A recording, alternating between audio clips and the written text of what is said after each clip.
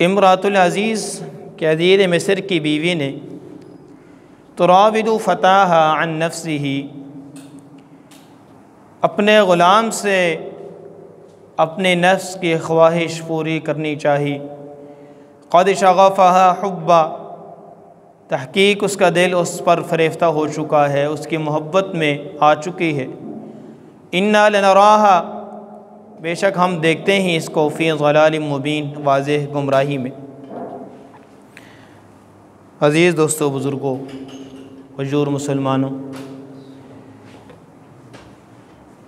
گزشتہ جمعہ کے اندر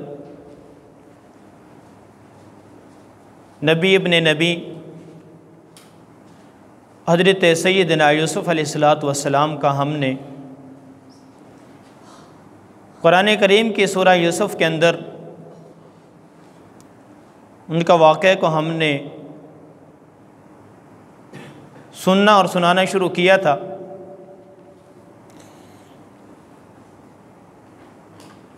جب وہ چھوٹے بچے تھے، ان کے بھائیوں نے ان کے ساتھ حسد کی وجہ سے کیا کچھ کیا، پھر کیسے وہاں سے نکلے، مصر کے بازاروں میں ان کی قیمت لگی، بادشاہ کے گھر میں آئے، بادشاہ کی بیوی نے غلط کاری کی طرف دعوت دی، اللہ سے پناہ مانگتے ہوئے بچ کے پھر عزیز مصر آیا، بادشاہ آیا، اس کے سامنے بات ہوئی،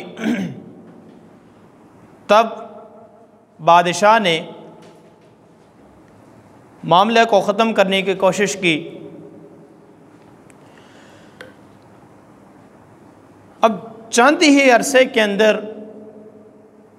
بہت تھوڑے سے وقت کے اندر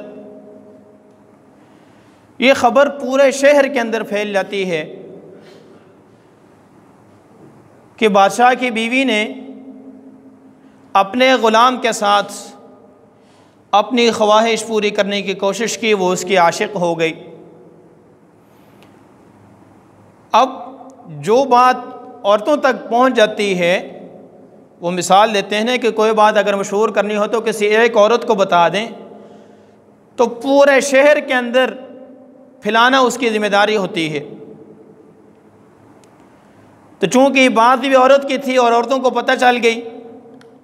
اور عورتیں جب دوسرے کو بات بتاتی ہیں تو کہتی ہیں کہ نہیں، یہ میں آپ کو یہ بتا رہی ہوں، آپ کے علاوہ کسی کو نہیں بتایا تو آپ آگے کسی کو نہ بتانا۔ جب وہ دوسرے کو بتائے گی تو یہی اس کو تسلی دے کر، اس کو اعتماد میں لے کر کہے گی کہ میں آپ کو بتا رہی ہوں، آگے کسی کو نہیں بتانی۔ تو ہوتا یہ ہے کہ وہ کرتے کرتے پورے شہر کے اندر، پورے معاشرے کے اندر وہ بات پھیل جاتی ہے۔ اور ایسا کہ مشہور ہے کہ ایک بادشاہ نے اعلان کیا کہ آج جو سب سے بڑا جھوٹ آ کر مجھے سنایا گیا، میں اس کو انعام دوں گا۔ لوگوں نے آ کر مختلف جھوٹ سنائے، کسی نے کیا کہا، کسی نے کیا کہا، کسی نے کیا کہا۔ بادشاہ نے کہا کہ نہیں، یہ کوئی بڑا جھوٹ نہیں ہے۔ ایک آدمی نے شام کو آ کے کہا کہ آج میں نے 2 عورتوں کو اکٹھے بیٹھے دیکھا تھا اور وہ خاموش بیٹھی تھیں۔ بادشاہ نے کہا کہ یہ سب سے بڑا جھوٹ ہے، اس کو انعام دیا جائے۔ یعنی کہ جب 2 عورتیں کسی جگہ پر بیٹھ جائیں تو وہ غیبتیں کرنا شروع کر دیتی ہیں، ایک کی غیبت کریں گے، دوسری کی غیبت کریں گے، ساتھ یہ بتائیں گے کہ کسی کو بتانا نہیں ہے۔ وہ دونوں عورتیں جب دجا ہوں گی، وہ جا کے دوسریوں کو ساتھ کریں گی، ان کو بھی یہ تسلی دیں گی اور ان کو اعتماد میں لیں گی کہ کسی کو نہیں بتانی۔ تو کرتے کرتے وہ بات بہت آگے تک پھیل جاتی ہے۔ اسی طرح سے حضرت یوسف علیہ السلام کے ساتھ جو واقعہ پیش آیا عزیز مصر کی بیوی کا، تو جب وہاں سے کسی عورت کو پتہ چلا، انہوں نے آگے دوسری کو بتایا، تیسری کو بتایا، پورے شہر کے اندر پتہ چل گیا۔ تو پورے شہر کی عورتیں اکٹھی ہو کے نا آپس میں باتیں کرنے لگیں، کہنے لگی کہ دیکھو یہ جو زلیخا ہے، بادشاہ کی بیوی ہے، اس کے گھٹیا پن دیکھو، اس کی بے شرمی دیکھو، کہ اگر اس نے اپنی خواہش پوری کرنی تھی تو کسی اپنے پلے کے آدمی کے ساتھ کرتی، کسی وزیر، کسی مشیر کے ساتھ کرتی۔ ایک گھر کے اندر غلام رکھا ہوا ہے، اس کے ساتھ اس نے اپنی خواہش پوری کرنے کی کوشش کی۔ یہ کتنی گھٹیا عورت ہے۔ اب جب یہ باتیں ہو رہی تھی تو ان باتوں سے کرتے کراتے عزیز مصر کی جو بیوی تھی زلیخا، اس کو بھی پتہ چل گیا کہ عورتیں میرے بارے میں یہ بات کہتی ہیں، تو انہوں نے کہا کہ ٹھیک ہے، آپ کو پتہ نہیں ہے کہ میں کس مرحلے سے گزری ہوں اور میرے پاس کون سا انسان ایسا ہے کہ جس کی وجہ سے میں اس پر فریفتہ ہو گئی۔ سارے شہر کی عورتوں کی اپنے گھر کے اندر دعوت کی۔ قرآن کہتا ہے کہ فَلَمَّا سَمِعَتْ بِمَكْرِهِنَّ أَرْسَلَتْ إِلَيْهِنَّ وَأَعْتَدَتْ لَهُنَّ مُتَّكَأً، کہ بڑی شاندار قسم کی دعوت کی ساری عورتوں کی۔ جب ساری عورتیں آ گئیں، جمع ہوئیں، کھانا شانہ کھا لیا، وَآتَتْ كُلَّ وَاحِدٍ مِّنْهُنَّ سِكِّينًا، تو اس کے بعد جیسا کہ ہمارے معاشرے کے اندر کچھ میٹھا پیش کیا جاتا ہے، فروٹ کی شکل میں، کھیر حلوے کی شکل میں، میٹھے چاولوں کی شکل میں اوپر سے، تو کچھ فروٹ وغیرہ ان کو دیے کہ ابھی یہ بھی کھائیں۔ کھانا کھانے کے بعد جب فارغ ہو گئیں تو قرآن کہتا ہے کہ متکئن، تکیے لگائے ہوئے بیٹھی تھی، تکیوں والی مجلس میں تھی، جیسے کہ ہمارے ہاں بھی ہوتے ہیں، نیچے دسترخوان پر کھانا کھانے کے بعد اوپر چارپائیوں پر یا صوفوں پر بیٹھ جاتے ہیں۔ تو اسی طریقے سے جب ساری عورتیں بیٹھ گئیں، ان کو اوپر سے فروٹ دیے کھانے کے لیے اور ہر ایک کو چھری دے دی، کس سے فروٹ کاٹ کر کھائیں۔ جب وہ ساری اس عمل میں مصروف ہونے لگیں تو حضرت یوسف علیہ السلام چونکہ اسی گھر کے اندر تھے اور ایک پردے کے پیچھے ان کو چھپایا ہوا تھا، تو حضرت یوسف علیہ السلام کو حکم دیا کہ آپ نکلیں۔ جب وہ نکلے باہر تو وہ جو عورتیں تھیں وہ حضرت یوسف علیہ السلام کا چہرہ دیکھتے ہی رہ گئیں، ششتر رہ گئیں، اور یہ کہنے پر مجبور ہو گئیں فَلَمَّا رَأَيْنَهُ أَكْبَرْنَهُ وَقَطَّعْنَ أَيْدِيَهُنَّ وَقُلْنَ حَاشَ لِلَّهِ مَا هَذَا بَشَرًا إِنْ هَذَا إِلَّا مَلَكٌ كَرِيمٌ، یہ کہنے پر مجبور ہو گئے کہ یہ کوئی انسان نہیں ہے،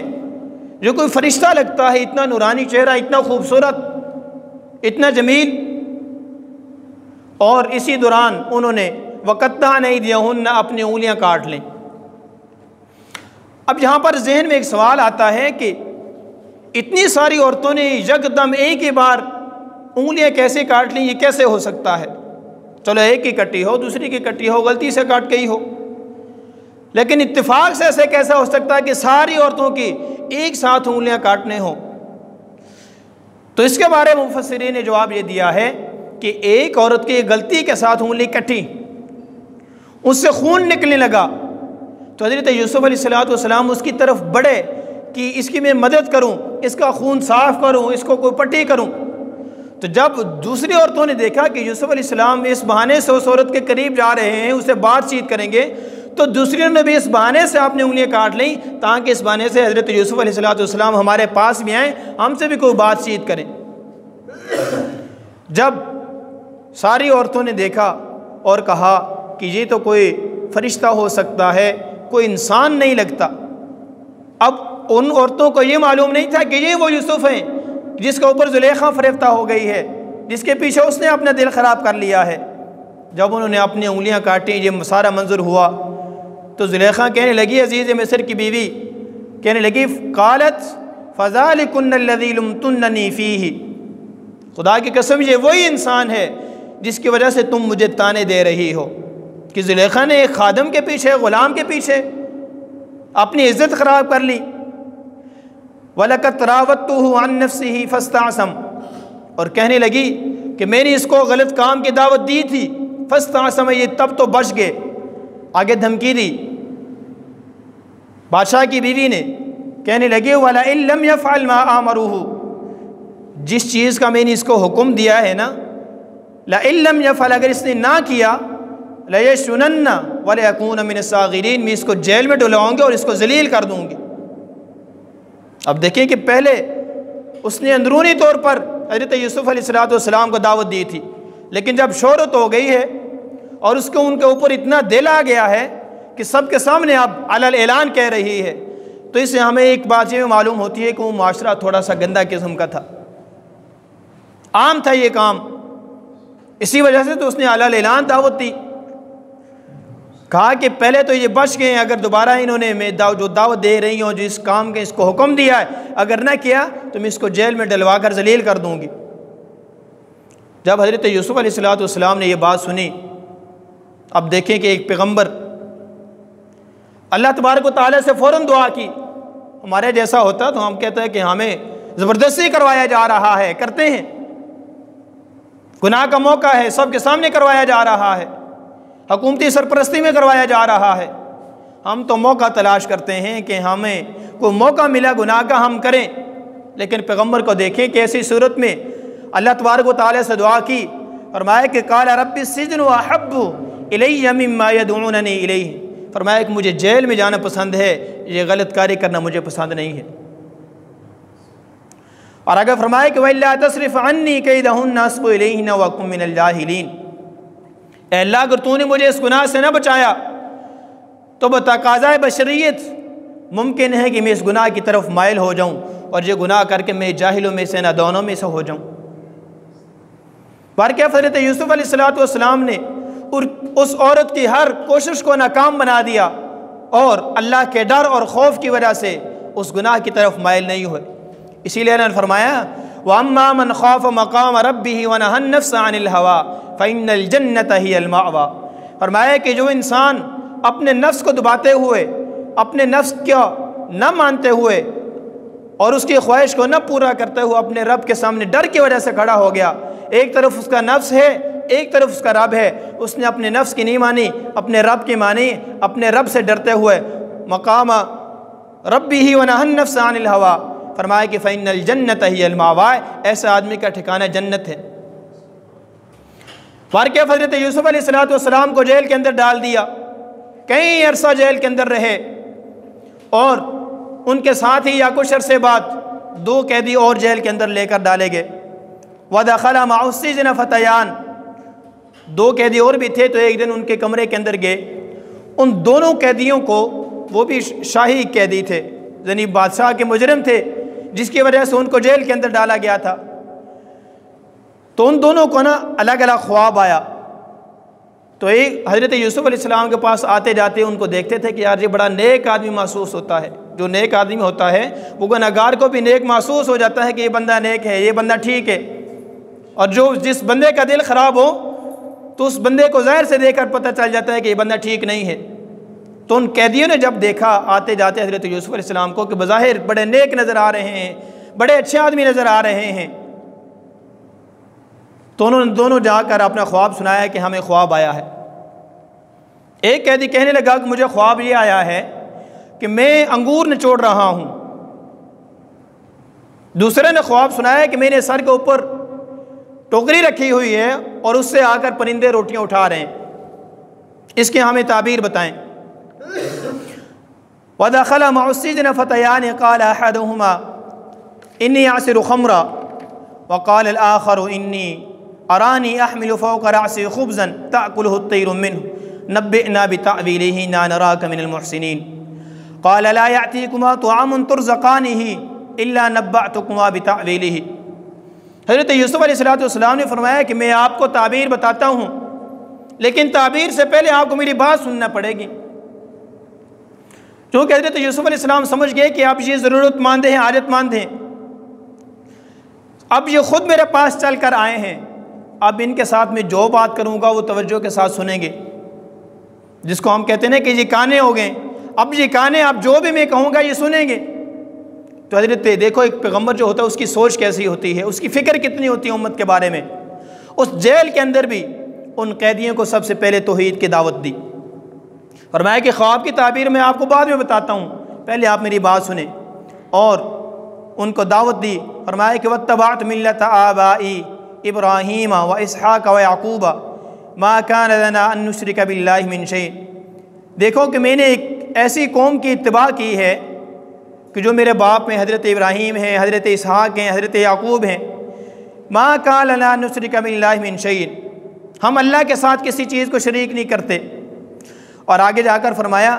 کہ أَأَرْبَابٌ مُتَفَرِّقُونَ خَيْرٌ،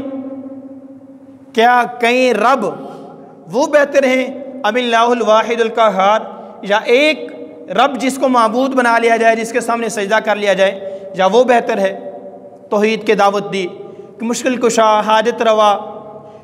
عالم الغیب، صرف اور صرف ایک اللہ کی ذات ہے۔ یہ جو ہم لوگوں نے بت بنائے ہوئے ہیں، دربار بنائے ہوئے ہیں، قبریں بنائی ہوئی ہیں، فرمایا کہ یہ خود اللہ کے محتاج ہیں، آپ کے دعاؤں کے محتاج ہیں، یہ کچھ بھی نہیں کر سکتے۔ جب توحید کی دعوت دے دی، جب انہوں نے توحید کی دعوت سن لی، تو اس کے بعد حضرت یوسف علیہ السلام نے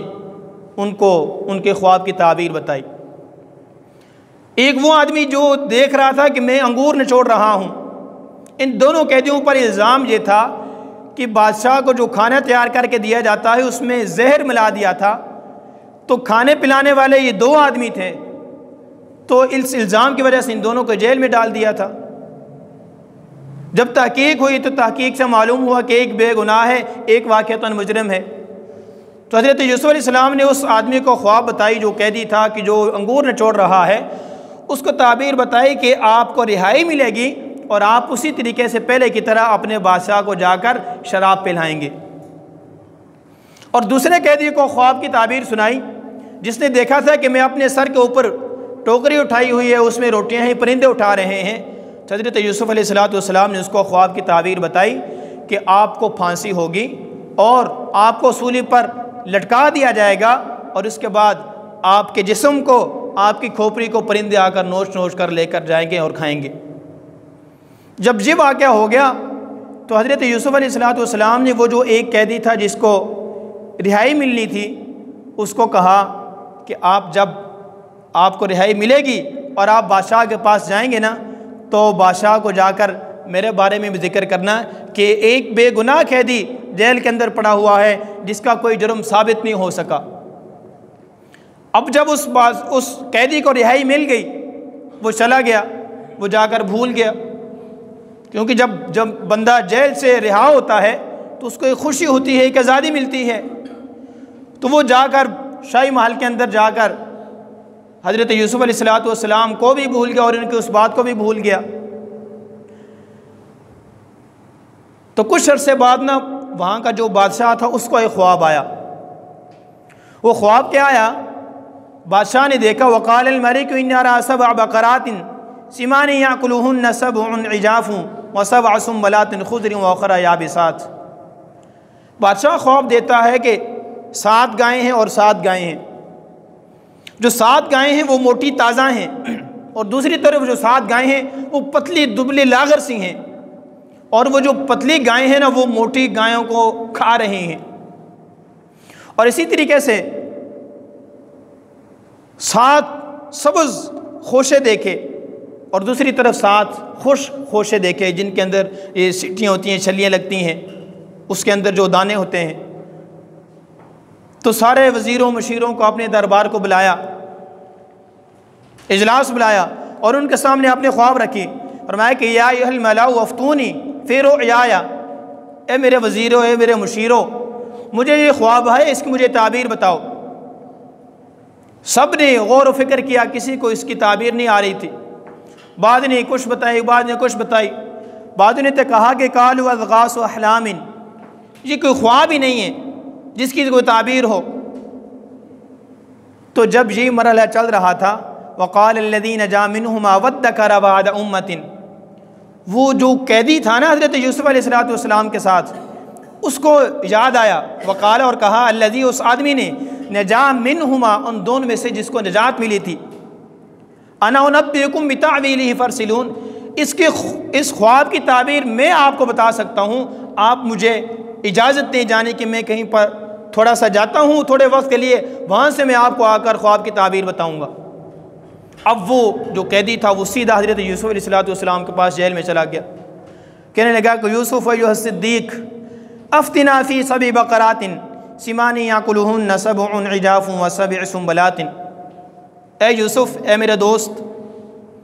ہمارے بادشاہ کا خواب آئی ہے، آپ اس کی خواب کی تعبیر بتائیں، اور آپ ہی بتا سکتے ہیں، آپ کے علاوہ اس کی کوئی تعبیر نہیں بتا سکتا۔ تو حضرت یوسف علیہ السلام نے کہا کہ ایسے تو اب میں نہیں بتاؤں گا، آپ جہاں سے گئے ہو تو مجھے جا کر بھول ہی گئے ہو۔ تو اس قیدی نے کہا، انسانی الشیطان، شیطان نے مجھے بلا دیا، شیطان نے مجھے یہ بات بادشاہ کے سامنے کرنے بھلا دی، اس لیے میں بھول گیا تھا، میں معذرت چاہتا ہوں۔ تو پھر حضرت یوسف علیہ السلام نے اس خواب کی تعبیر بھی بتائی اور اس خواب کی تدبیر بھی بتائی۔ خواب کی تعبیر یہ تھی کہ آنے والے 7 سال بڑے زرخیز ہوں گے، بڑی فراوانی ہوگی رزق کی، زمینیں بہت زیادہ اچھی فصلیں دیں گی، لیکن اس کے بعد 7 سال ایسے آئیں گے کہ جس کے اندر زمینیں قحط سالی ہوگی، زمینیں بنجر ہو جائیں گی، بالکل فصل نہیں ہوگی، اور ساتھ اس کی تدبیر بھی بتائی۔ فرمایا کہ ثم یأتی من بعد ذلک سبع شداد یأکلن ما قدمتم لہن الا قلیلا مما تحسنون ثم یأتی من بعد ذلک عام فیہ یغاث الناس وفیہ یعصرون۔ فرمایا کہ جب آپ کے وہ خوشحالی والے 7 سال آئیں تو ان کے اندر آپ نے فضول خرچی نہیں کرنی، اور آپ جتنا کھا سکتے ہو اتنا صرف آپ نے سٹیوں سے خوشوں سے نکالنا ہے، باقی جو فصل بچے گی اس کو اسی طرح ان کے خوشوں کے اندر رکھنا، ان کو باہر نہیں نکالنا۔ جیسے ہمارے ہاں گندم یا یہ چھلی وغیرہ کی فصل ہوتی ہے تو اس کے اوپر ایک خوشہ بنا ہوتا ہے،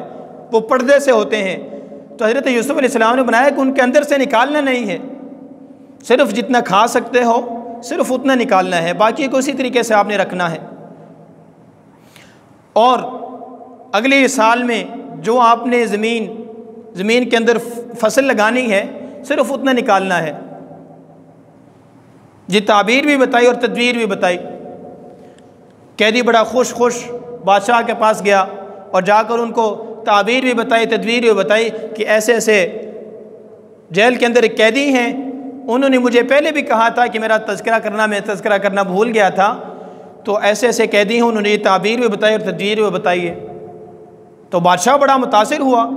کہ یہ جو میرے وزیر مشیر آگے پیچھے چلتے پھرتے ہیں، چپلوسی کرتے ہیں، ان کو کچھ پتہ ہی نہیں ہے، مفت کی تنخواہیں لیتے ہیں۔ تب کے وزیر اور مشیر جو ہے نا وہ بھی ہماروں کی طرح ہی تھے، پتہ شتہ ان کو بھی کچھ نہیں ہوتا، خود کے جو ہے نا وہ مفت کے ہزاروں یونٹ بجلی کا فری لے رہے ہوتے ہیں، ہزاروں لیٹر پٹرول فری لے رہے ہوتے ہیں، عام عوام کا بیچاری کا کچھ پتہ ہی نہیں کہ وہ کن حالات سے گزر رہی ہے۔ تو تب کے بھی ایسے ہی نکمے تھے۔ تو بادشاہ نے متاثر ہو کر کہا کہ جس کو آپ نے جیل میں ڈالا ہوا ہے اس کو میرا مشیر ہونا چاہیے، اس کے میرا وزیر ہونا چاہیے۔ کہا کہ اس کو بلا کر لائیں، جیل سے اس کو رہائی کے آرڈر کیے۔ وہی قیدی جب دوبارہ حضرت یوسف علیہ السلام کے پاس گیا اور کہا کہ آپ کو بادشاہ بلا رہے ہیں، حضرت یوسف علیہ السلام نے فرمایا کہ بھائی میں ایسے نہیں جاؤں گا۔ قال ارجع الى ربك فاسأله ما بال النسوة اللاتي قطعن أيديهن، ایسے میں نہیں جاؤں گا، آپ بادشاہ کے پاس جائیں اور جا کر ان کو کہیں کہ صاف شفاف تحقیق کروائیں وہ عورتوں والا کیا معاملہ تھا جن عورتوں نے اپنے ہاتھ کاٹ لیے تھے، وہ معاملہ کیا تھا، اس کی تحقیق جب ہوگی، تفتیش جب ہوگی، تصدیق ہوگی تو پھر میں آؤں گا، ورنہ میں ادھر ہی ٹھیک ہوں۔ اب بادشاہ چونکہ متاثر ہو چکا تھا تو بادشاہ نے ساری عورتوں کو بلایا، اپنی بیوی کو بلایا، تو ان عورتوں نے حضرت یوسف علیہ السلام کی صداقت کی، ان کی دیانتداری کی، ان کی امانت کی گواہی دی کہ حضرت یوسف علیہ السلام سچے ہیں۔ پھر آخر میں اس کی بیوی نے بھی اس بات کی گواہی دی کہ مجھ سے غلطی ہوئی، حضرت یوسف علیہ السلام سچے ہیں۔ جب یہ علی الاعلان حضرت یوسف علیہ السلام کی پاکیزگی، پاک دامنی ساری لوگوں پر واضح ہو گئی، پھر حضرت یوسف علیہ السلام جیل سے باہر آئے۔ بادشاہ نے بڑا اکرام اعزاز کیا، اور حضرت یوسف علیہ السلام نے آ کر اس چیز کا بھی اظہار کیا، فرمایا کہ وما ابرئ نفسی ان النفس لامارۃ بالسوء، فرمایا کہ جو انسان کا نفس ہوتا ہے نا یہ انسان کو گناہوں پر ابھارتا ہے، یہ انسان سے گناہ کرواتا ہے، الا ما رحم ربی، مگر جس پر میرے رب کا رحم ہو جائے، جس کو میرا رب بچا لے، اور رب بچاتا اسی کو ہے جو گناہ سے خود بچنے کی کوشش کرے۔ جیسا کہ حضرت یوسف علیہ السلام نے بند کمروں میں، بند تالوں میں گناہ سے بچنے کی کوشش کی، اللہ پر بھروسہ کیا، اللہ کو اس مشکل میں پکارا، تو اللہ تبارک و تعالیٰ نے جیسے حضرت یوسف علیہ السلام کو گناہوں سے بچایا ہے، ایسے اس آدمی کو بچاتا ہے جو گناہوں سے یقینی طور پر بچنے کی کوشش کرتا ہو۔ جب بادشاہ کے محل میں آئے تو حضرت یوسف علیہ السلام نے فرمایا کہ قال اجعلنی علی خزائن الارض، کہ مجھے وزیر خزانہ بنا دیں، میں اس چیز کو بہترین طریقے سے چلانا سمجھتا ہوں اور چلا سکتا ہوں۔ انی حفیظ علیم، میں اس کی حفاظت کرنے والا بھی ہوں، علیم اس معاملے کو، اس وزارت کے کام کو، اس کے منصب کو جاننے والا بھی ہوں۔ بادشاہ نے ان کو وزارت دے دی۔ تو جب وہی عرصہ آیا جو خواب کی تعبیر کا تھا کہ پہلے چند سال وہ خوشحالی کے آئے، اس کے بعد جب 7 سالی کا معاملہ آیا تو صرف جو بادشاہی محل تھا اس کے اندر سارا وہ خزانہ جمع تھا، ساری آمدنی وہاں پر جمع تھی، سارا رزق وہاں پر جمع تھا۔ تو وہاں سے پھر دور دور سے لوگ شاہی محل سے آ کر اپنے کچھ عرصے کے لیے وہاں پر دانے لے کر چلے جاتے، غلہ لے کر چلے جاتے۔ اب اسی دوران حضرت یوسف علیہ السلام کے جو بھائی تھے وہ بھی آئے غلہ لینے کے لیے، اور وہ 10 آئے تھے۔ 11واں جو حضرت یوسف علیہ السلام کا سکا بھائی تھا بنیامین، اس کو ساتھ لے کر نہیں آئے تھے۔ جب وہ آئے وجاء اخوۃ یوسف فدخلوا علیہ فعرفہم وہم لہ منکرون، جب حضرت یوسف علیہ السلام کے سامنے اس کے بھائی داخل ہوئے، حضرت یوسف علیہ السلام نے فوراً پہچان لیا کہ یہ وہ میرے بھائی ہیں جنہوں نے مجھے جیل کے اندر ڈلوایا، جنہوں نے مجھے قید کروایا اور جنہوں نے مجھے کنویں کے اندر ڈالا تھا۔ لیکن ان بھائیوں نے حضرت یوسف علیہ السلام کو نہیں پہچانا۔ اس کی وجہ یہ تھی کہ جب ان عورتوں کا یہ فتنہ ظاہر ہوا تو اس کے بعد حضرت یوسف علیہ السلام ہمیشہ اپنے منہ کو ڈھانپ کے رکھتے تھے، اس وجہ سے کہ تاکہ کوئی اور فتنہ برپا نہ ہو جائے، کسی اور عورت کا ایمان خراب نہ ہو جائے۔ تو اس وجہ سے اس کے بھائیوں نے پہچانا نہیں، ورنہ خون رشتہ ہو تو کیسے ہو سکتا ہے کہ آدمی دوسرے کو پہچانے نہ۔ تو اس وجہ سے انہوں نے حضرت یوسف علیہ السلام کو نہیں پہچانا، لیکن حضرت یوسف علیہ السلام نے ان کو پہچان لیا تھا۔ پھر جب حضرت یوسف علیہ السلام نے ان کو سامان دے دیا تو جو وہ پیسے لے کر آئے تھے نا، وہ پیسے بھی ان کو واپس کر دیے، اور اگلی ان کو حکم فرمایا کہ جب آپ دوبارہ آئیں گے تو وہ جو آپ کا ایک چھوٹا بھائی ہے نا گھر میں، اس کو بھی ساتھ لے کر آنا، ورنہ آپ کو آج کے بعد غلہ نہیں ملے گا، آپ ایسے ہی خالی واپس لوٹو گے۔ جب وہ بھائی واپس آئے اور آ کر اپنے باپ کو کہنے لگے کہ ابا جان، فلما رجعوا الى ابیہم قالوا یا ابانا منع منا الکیل فارسل معنا اخانا نقتل وانا له لحافظون، کہ ہمارے ابا جان، ہم بادشاہ کے پاس غلہ لینے کے لیے گئے تھے، انہوں نے جو ہمارا چھوٹا بھائی ہے بنیامین، اس کے حصہ کا نہیں دیا، اور انہوں نے یہ کہا ہے کہ اگلی بار جب آؤ گے تو اس کو ساتھ لے کر آنا، آپ کو بھی تب ملے گا اور اس کے حصے کا تب ملے گا، ورنہ آپ کو غلہ نہیں ملے گا۔ حضرت یعقوب علیہ السلام پہلے ایک بیٹے کو اپنی آنکھوں سے دور کر بیٹھے تھے، جب دوسرے کی بات آئی تو حضرت یعقوب علیہ السلام پھر خوف زدہ ہوئے، لیکن بہر کے 7 سالی کا زمانہ تھا، بچے بھی پالنے تھے، تو حضرت یعقوب علیہ السلام نے حضرت بنیامین کو بھی ساتھ بھیج دیا اور فرمایا کہ فاللہ خیر حافظا وہو ارحم الراحمین، کہ میں اس کو اللہ ہی کے سپرد کرتا ہوں اور اللہ کی حفاظت میں اس کا دیتا ہوں، وہی ہے رحم کرنے والا ہمارے حال پر۔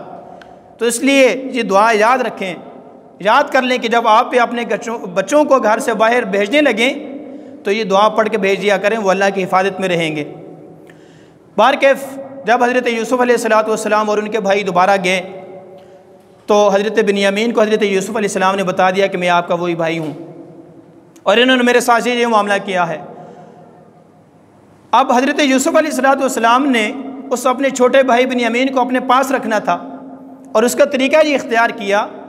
کہ جب ان کا سامان تیار کر دیا ان کے خادموں نے، غلاموں نے، تو حضرت یوسف علیہ السلام نے فرمایا کہ یہ جو ماپ کرنے والا پیمانہ ہے نا،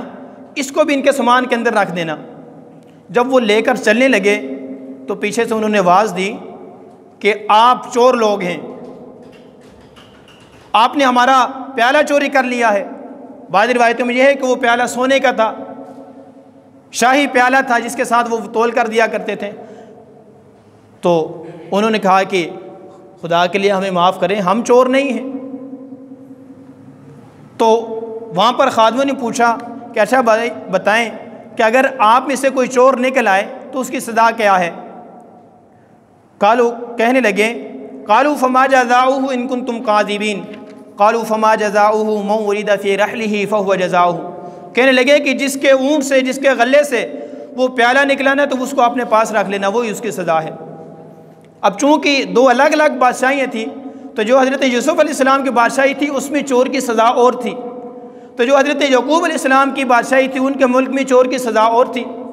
تو حضرت یعقوب علیہ السلام کے ملک کے اندر جو سزا تھی چور کی وہ یہ تھی کہ جو آدمی چوری کرتا وہ چوری کے بدلے میں جس آدمی کی چوری کی اسی کے پاس رہتا۔